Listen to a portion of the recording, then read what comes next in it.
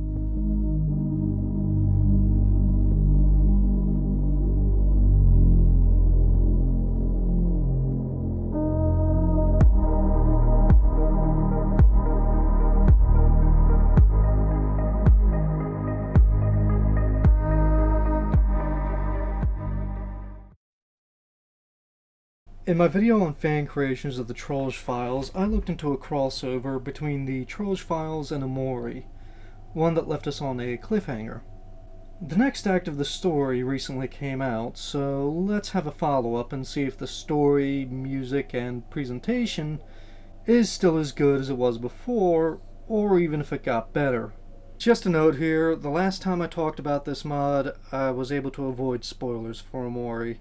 This time the game will start being more clear and direct with its references to Omori, which is going to include Omori's trips into mental health issues of all sorts. So keep that in mind in case that's something you're uncomfortable with. So if you haven't seen the segment in my Fanworks video for Trollge Files about this game, feel free to catch up with things there or play Act 1 and 2 yourself. And give a visit to the creator GRBR2006's channel, socials, and website while you're at it. Hey guys, it's me, Gerber. I knew I got the name wrong. God help me with internet name pronunciations. Now then, where did we leave off last time? Trollges had broken loose around Faraway Town, where Omori takes place, and Boyfriend was convinced to come back out of retirement from the Trollge Containment Foundation to help out. Mostly from Girlfriend being bored and the two of them thinking that it can't be as bad as last time with Legion. As Boyfriend and his allies defeat the Trollges and rescue the infected characters of Omori, things go downhill fast when Boyfriend is injured early on and loses his voice, while Sunny is infected and deemed impossible to save. I'll add a couple things I originally thought or noticed, but didn't include in the last video. First, I noticed during editing that when Kel and Pico were facing the infected Hero, as the song went on, Hero's human voice began to rise above the Troll's voice as he was slowly breaking free.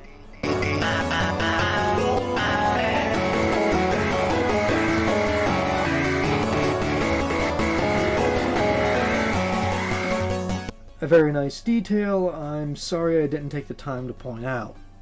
Secondly, and this was an idea I had which turned out wrong, I thought afterward that the Troll's version of Sunny might have actually been another Troll's simply masquerading as him, indicated by the mask. Again, this was wrong, as we'll later find out. However, Sunny wearing a mask in his Troll's form does fit things about his character in Omori itself. Without trying to spoil things, it reflects him trying to hide from things. Anyway, with BF out of commission but healing, Girlfriend leaves him back home to help deal with a new issue that's come up. And here's where it's necessary to start spoiling what was going on in Omori, beginning with Mari. Going to try to stay vague about things as best I can, though.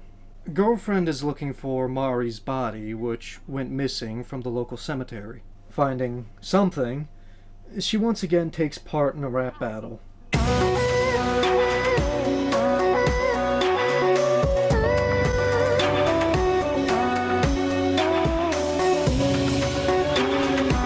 This chapter actually gives us 4 songs that are remixes of the first 4 songs from the Trollge files, in order of course. However, I do not see this as lazy or otherwise uninspired. Unlike some top 40 songs I've been hearing lately.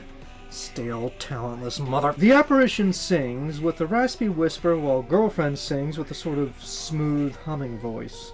Also, the instrumentation goes beyond a simple cover or remix, bringing in a number of other beats and songs from Omori and the Trollge files to make it feel more like the original songs were a foundation that Gerber used as a start to build something new off of.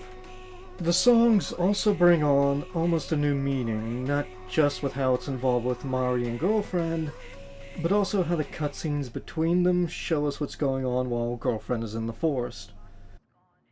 Arbery is interviewed and reveals a hint that Mari was stolen from her grave as a personal affront to the Omori characters. If you know Omori, you know why, but I'm not revealing spoilers like that yet.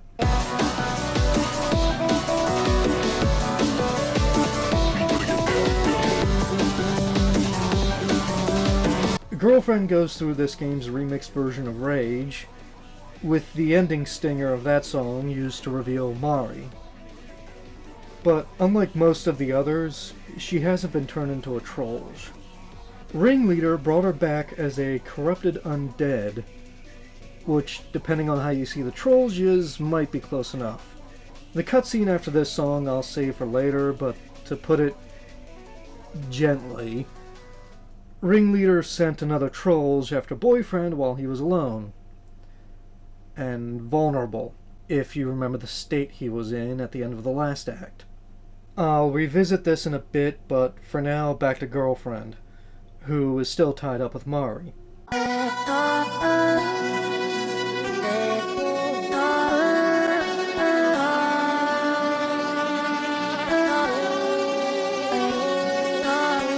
Similar to Incident in the original Trollge files, as the song begins to wind down, Mari starts to regain control of her senses and breaks free of Ringleader's control. She offers her thanks and a desire for one more song before her now freed spirit leaves for somewhere, in her words, she needs to be.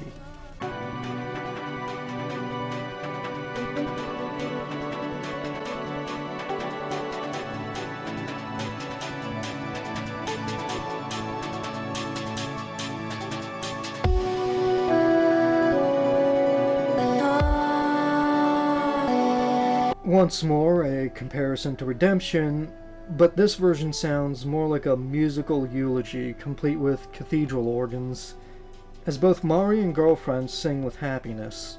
And I like the detail that Girlfriend loses the portable speaker, as if it's meant to be like putting away a sword.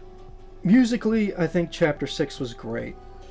It might feel odd that in the middle of the story we get a big reference dump to the original mods sprinkled with a liberal helping of Omori music, but I think it works.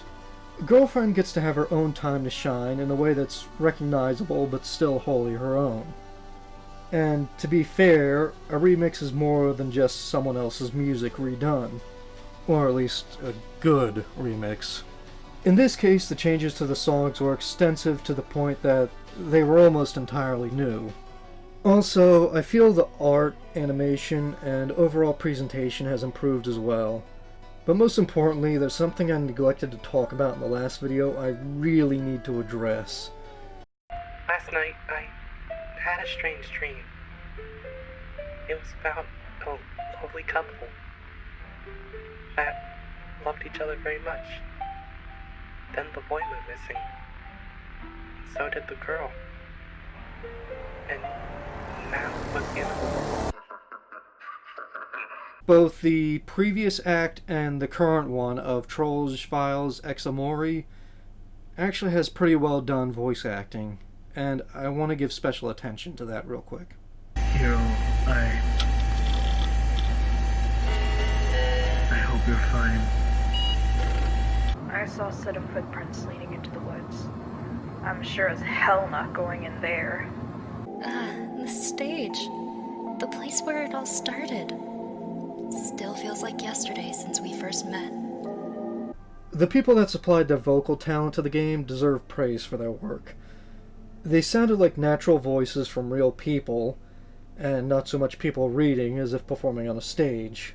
I know that sounds like a weird or obvious description, but I think some of us can recognize what I'm getting at there. And none of them sounded like they didn't belong to the characters that were speaking. I'm discussing all that now because when Chapter 7 starts, Girlfriend discovers something where if the emotions of the words she was speaking didn't fit her or the scene she was in, things would come off a lot different overall. Like I alluded to the last time I spoke about this crossover, mental health is a major part of Omori and the plot to that game. And that brings us back to the cutscene involving Boyfriend and the Trollge. Remember that at the end of the first act, Boyfriend had not just lost his voice, but ran away from Daddy Dearest as he was trying to help him regain his confidence. By the time Boyfriend was able to try to save Sunny from his infection, he was already struggling with terrible thoughts and doubts eating away at him, which culminated in his failure to save Sunny. You're probably guessing where all this is building up to, so let's get into it. Oh no. No, no, no. I should have asked someone else to watch over him.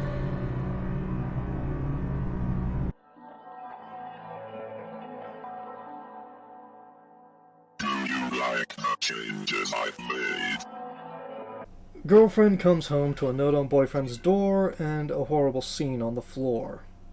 For a number of chapters we saw the slow descent Boyfriend had mentally, and each step of the way he kept self-doubting when friends and even foes were trying to support him.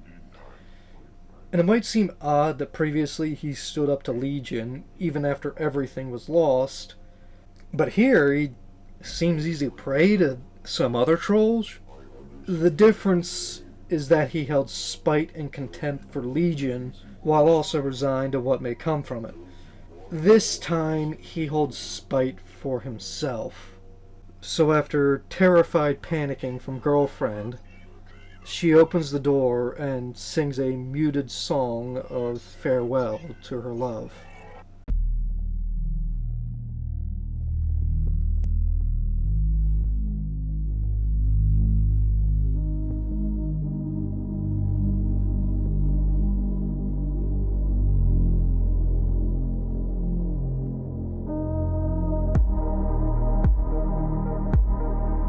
It's interesting to me how this was done, because after the second song's cutscene that shows Boyfriend's final moments, it adds an undercurrent of dread to the successes Girlfriend is having with Mari. And when we see what comes next, we'll notice that, as a whole, the story is using the issue as a point of character exploration and development. After all, the crossover is making the respective characters deal with the other settings' conflicts in ways the characters are possibly unprepared for compared to what they were used to. The Omori cast are very used to various personal mental issues, and mostly dealing with them the wrong way, which Girlfriend and Boyfriend comparatively haven't had as much time to handle. On the flip side, the Omori cast seem to be easy pickings for the Trollges and their infections, regardless of if they're rescued or not. Which brings us back to Sunny. I could be more specific about the white space here and all that, but again, Omori spoilers. The deed done with Boyfriend, the Trollge goes after Sunny inside his mind, seemingly trying to finish what Radis started in the first act, even though by now Sunny is already transformed, but I guess this is just trying to make sure Sunny completely loses his various mental defenses. However, Sunny is actually having none of it. Unlike the first act, where his song against Radis made him feel uncaring and detached about the situation, which tracks for his character in Omori, this time Sunny is ready to push back in the final, and my favorite, song of this act's story.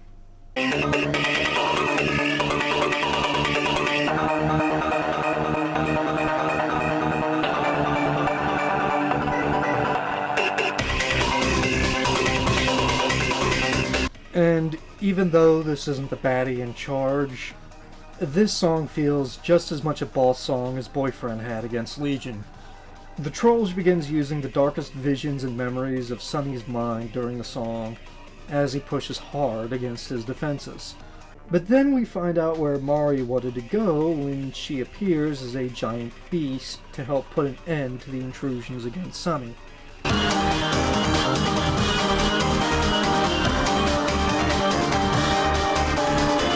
With parting words of comfort, she leaves Sunny to wake up after destroying the Trollge in his mind. And if you know the game Omori, you might notice something's been missing in this white space, or everywhere in general. The game itself doesn't give a clear explanation for this, but I know there is one that's been said outside of the game. However, that also means that I'm not entirely sure if it's going to change later or not. That's also why I'm not getting too deep into the backstories and histories of the Trollges, because, again, I'm not entirely sure what's going to stay consistent or not in the future updates. And even if something doesn't change about them in future updates, something in the future act of the game may make me rethink how things were done with them in these previous acts. It's obvious by now Ringleader is using or causing an outbreak of Trollge infections, at this point targeting the main characters, but the full extent of it and his goals aren't revealed yet. And missing nuances like that can help or hinder character presentations. That said, Sunny wakes back up, surprising Derpina and the rest of the Trollge Containment Foundation, who wrote him off as unable to be cured. And from here, the wait begins for the next act to release. Now, let's take the whole picture and put it together. Boyfriend couldn't handle everything that was happening, on top of the Trollge constantly pushing him while he was at his weakest to take the easy way out. Sunny took the harder path of pushing through everything, either until he got through the other side or somebody arrived to be able to help him, earning a different freedom and hope now that what seems to be the worst is over, even when others gave up on him. What we got here was a balanced showing of the right and wrong ways to break free of depression, despair, and darkness. And outside the somewhat supernatural way Mari aided Sunny, both sides illustrated what some paths are like and what kind of end they lead to. We already went into Boyfriend taking the wrong way to free himself. Here we had Sunny show us that even when things feel they are way past the point of fixing, trying to push through that hell can set us free from that suffering in positive ways we might not have realized and discover things will be okay again. So after all that heavy stuff, let's move on to free play songs and see what other new things Gerber has for us. There isn't much I can say about Screwed other than being fun to play. However, we get another mini episode, I guess they can be called at this point, with Trolls vs. Little Nightmares. I enjoyed it as a whole, even without knowing much about Little Nightmares 2, which this seems to take place during. And of course, who else should show up in a song called Televisiophobia but Smiler? Oh, hello. Have you seen some kid with a paper bag on his head? Oh. There's actually a lot of voices and singers going around in this song, and overall it's fun to play and listen to.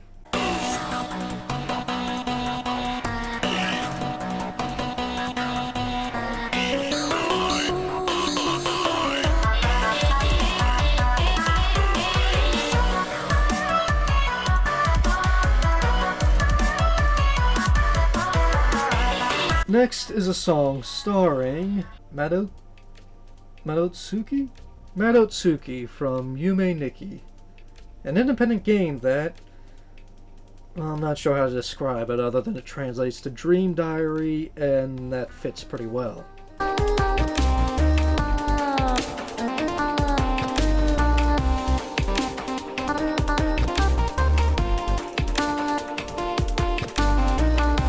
I love this song and enjoy the voice of Madatsuki and the style given to the character.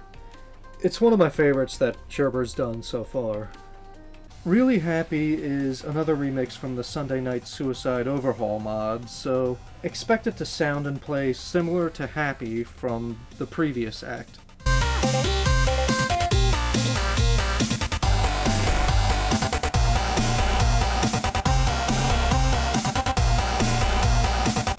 Also, Gerber's pretty insistent we should try out Sunday Night Suicide Overhaul, so why not? Next song is just a giant mess of screwing around. Seriously, it's designed to sound like somebody recorded nails on chalkboards too loud, then turned up the feedback to some hellish range and threw in impossible note charting. But even with that, there's still at least some musical pattern in there. Oh, and fun fact, in the previous act's free play involving the Huggy Wuggy in Hell thing, and this song in this act, these are actually considered the canonical hells that the Trollges went to after they were killed. Impetuous Integer is another visit to the object show genre. This time, the series that started it all with Battle for Dream Island. Special guest Legion decides to pick a fight with another god. Technically. And shows what happens when you can actually play a reasonable version of a song from the Trolls files. Spoiler, it doesn't go any better than when he had to deal with a god in his home mod. Finally, Smile is another remix from Sunday Night Suicide, but not as crazy as the Happy songs. I actually really like the down-tempo, slower pace it has. Not really sounding nightmarish, but relaxing and fun to play, so ending on a high note here.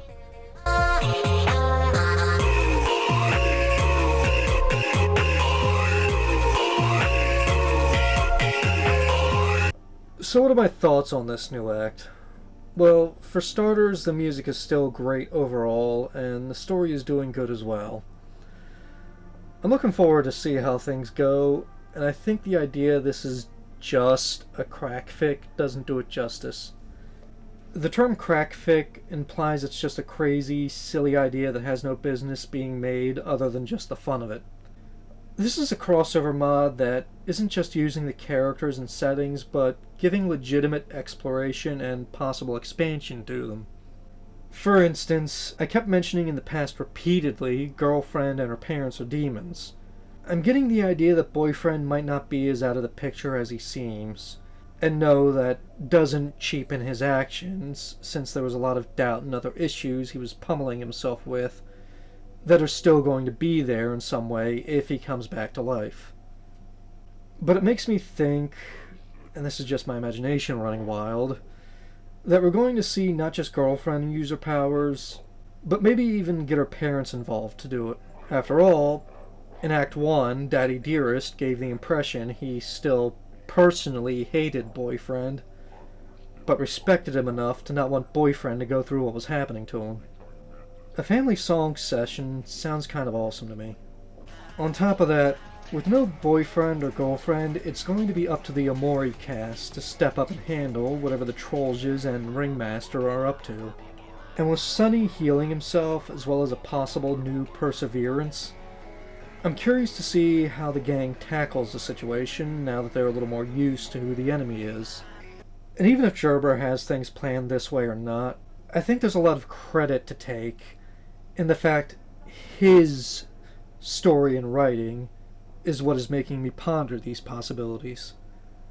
So if that's not how things play out, then just understand we reached a point where the fan mod of the fan mod made me think of a fanfic of the fan mod. That said, for God's sake, nobody take what I'm thinking or suggesting as how things should be done. If you're the writer or creator of something, it should be what you want to make that gets done, not what somebody else wants. Art is an expression of yourself, period.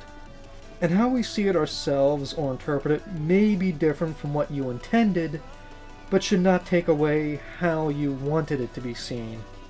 And right now I can confidently say Gerber has an artistic talent or ability worth keeping an eye on if working on all this leads to new and improved things, be they more crossovers, fan works, or original ideas. Everyone starts somewhere, after all. And that not just goes for everybody, but you as well. If you want to peek at what's coming up next, check out Gerber's YouTube channel and website. A lot of what appears to be Act 3 is already worked on, though I've been doing my best to keep ignorant of upcoming story and songs, and it seems we might not have to wait long for another update. Congratulations to Gerber for what you've made so far. A big shout out to the voice actors and everybody else who helped make this mod a possibility. And also a major thank you to all of you watching. The community tab polls... Tab poll?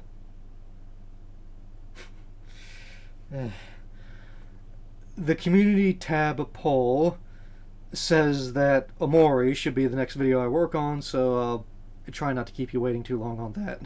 Meantime, in order to keep things interesting, I'll have another video or two up before then. So, until next time, take care everybody. And as always, remember to support the official releases, even if they suck.